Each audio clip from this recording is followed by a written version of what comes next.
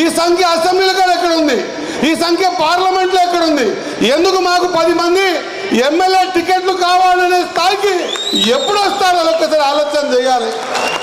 మన ఆలోచన కౌన్సిలర్ కాడికే ఉంటే, మన ఆలోచన సర్పంచ్ కాడికే ఉంటే, మన ఆలోచన ఎంపీపీ జడ్పీటీసీ కాడికే ఉంటే రాబోయే తరాలకు మనం ఏమి ఇచ్చిన వాళ్ళో మాత్రం ఒక్కసారి ఆలోచన చేయాలి. పార్లమెంట్లో 5 మంది కావాలి, అసెంబ్లీలో 10 మందికి టికెట్లు కావాలి.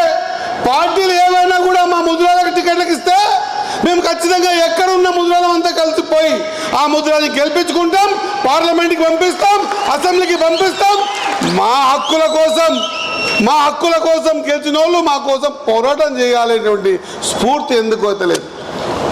ఈ గడ్డ ఓనాడు పండుగ సాయన్న తన ఆకలి కోసం పోరాటం చేయలే. ఈ గడ్డలో ఉన్నటువంటి రాణిదేవి ఆ రోజు పండుగ సాయన్న తన ఇంటి కోసం పోరాటం చేస్తున్నది, సాయం చేయలే. ఆ రోజు పండుగ సాయం ఏం చేసిండు? పెద్దోడిని కొట్టిండు, పేదోనికి వంచిండు. అంటే తన జీవితం అంతా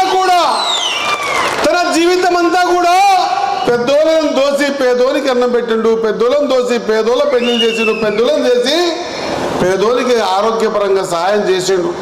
ఆ గుణం ఉన్న పండుగ సాయన్నకు ఆ రోజు జైలేస్తా ఉంటే 10,000 రూపాయలు కట్టాలంటే మీ వనపర్తి రానే 10,000 రూపాయలు కట్టి ఆ రోజు పండుగ సాయాన్ని విడిపించినటువంటి స్ఫూర్తి ఆలోచన మనకెందుకు రాకూడదు? ఒక్కసారి ఆలోచన చేయాలి.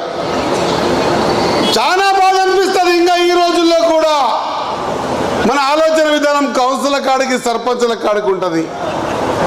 నేను చాలా వేదికల మీద మాట్లాడినా, చాలా వేదికల మీద గట్టిగా చెప్పిన, ఒక వెనుకబడ్డ జాతి బీసీలో పుట్టిన బిడ్డ ఆర్థికంగా ఎదగకపోయినా రాజకీయంగా ఎదగాలంటే మళ్ళొక జన్మ ఎత్తాలి.